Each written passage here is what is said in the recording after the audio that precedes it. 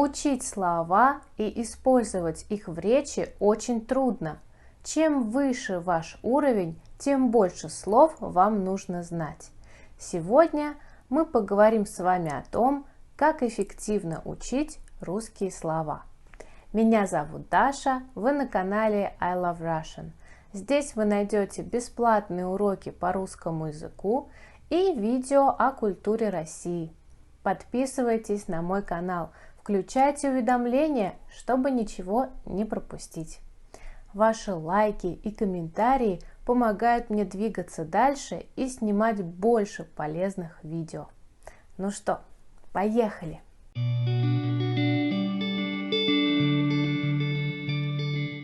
Давайте сначала поговорим о том, что нам нужно знать, когда мы учим какое-либо слово или словосочетание. Во-первых, что оно значит? Перевод и, если возможно, иллюстрация.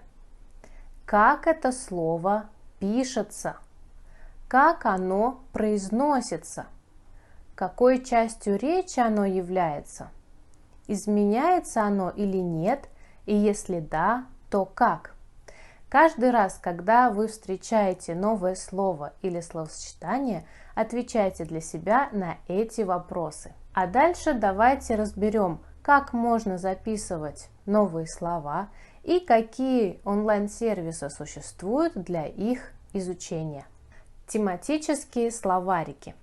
Возьмите тетрадь и разделите ее на несколько частей в зависимости от тем. Например, «Мой день», «Профессии», «Праздники», «Экология» и так далее. Каждой теме вы можете выбрать свой цвет. Экология – зеленый, праздники – красный и так далее. Введите словарик, записывая слова или словосочетания под нужным номером. Например, тема «Спорт». 1. Заниматься спортом. Я занимаюсь спортом каждый день. 2. Играть в футбол, в баскетбол, в хоккей, в шахматы. Во что ты играешь? В шахматы.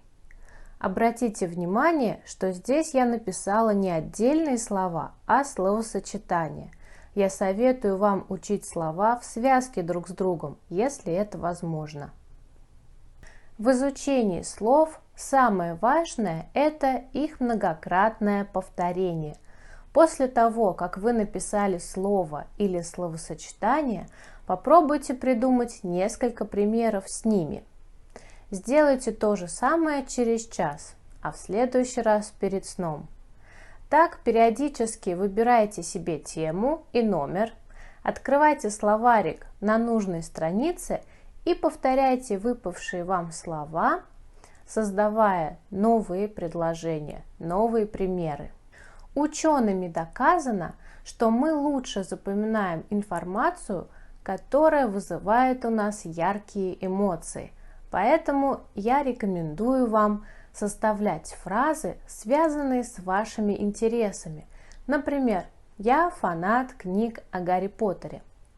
Поэтому в теме «Характер человека» я могла бы написать «Высокомерный Драко Малфой», «Талантливая Гермиона Грейнджер», «Забавный Рон Уизли» и так далее. Кстати, при изучении прилагательных очень эффективно составлять пары антонимов и синонимов. Например, злой Кощей, добрый Иван-Царевич, наивный Колобок, хитрая лиса, милый, добродушный Чебурашка. Мой любимый способ запоминания любой информации – это составление mind maps. Выберите главную тему и нарисуйте от нее линии с группами слов или словосочетаний. Например, о себе. Как вас зовут?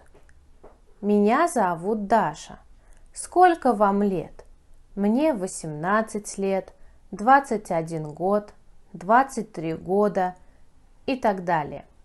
Этот способ мне нравится намного больше, чем введение тематических словарей, потому что, опираясь на схемы, вы можете составлять целые рассказы. Включайте в интеллектуальные карты не только слова или словосочетания, но и грамматические конструкции, диалоговые фразы, иллюстрации и перевод. Знание о том, как образовалось слово, интересные факты из этимологии тоже помогают нам пополнять наш словарный запас. Например, слова «здравствуйте» и «здоровый» произошли от одного слова. Поэтому глагол «здороваться», то есть говорить «здравствуйте», означает желать своему собеседнику здоровья. Или возьмем слово «долгожданный». Долгожданный фильм, долгожданная встреча, долгожданное счастье. Долгожданный сериал. Это сериал, который мы долго ждали и очень хотели посмотреть. Визуализация также является отличным способом запоминания слов, особенно русских фразеологизмов, с которыми иностранцы знакомятся на более высоких уровнях. А сейчас я расскажу вам о полезных онлайн-сервисах, которые помогают вам в изучении слов. Quizlet. Я думаю, что многие из вас слышали об этом приложении. Здесь вы можете составлять свои списки слов с переводом и картинками, заучивать их, играя в простые и интересные игры. Карта слов. Здесь вы можете найти синонимы к нужному слову, его сочетаемость с другими словами, примеры употребления слова в контексте и другое. Викислово – это супер полезное приложение, в котором вы можете найти полную информацию о словах, как они изменяются по падежам, какие синонимы и антонимы можно к ним подобрать, как появились эти слова в языке, в каких контекстах они употребляются, как их произносить и другое. Koggle. Хороший сервис для создания интеллектуальных карт онлайн. Я советую рисовать карты в тетради, но понимаю, что многим удобнее работать на компьютере. Итак, в сегодняшнем видео мы обсудили несколько способов изучения русских слов.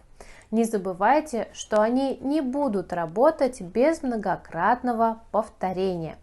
Напишите, пожалуйста, в комментариях, как вы учите слова и какой из этих способов вы бы хотели попробовать. До встречи! Пока-пока!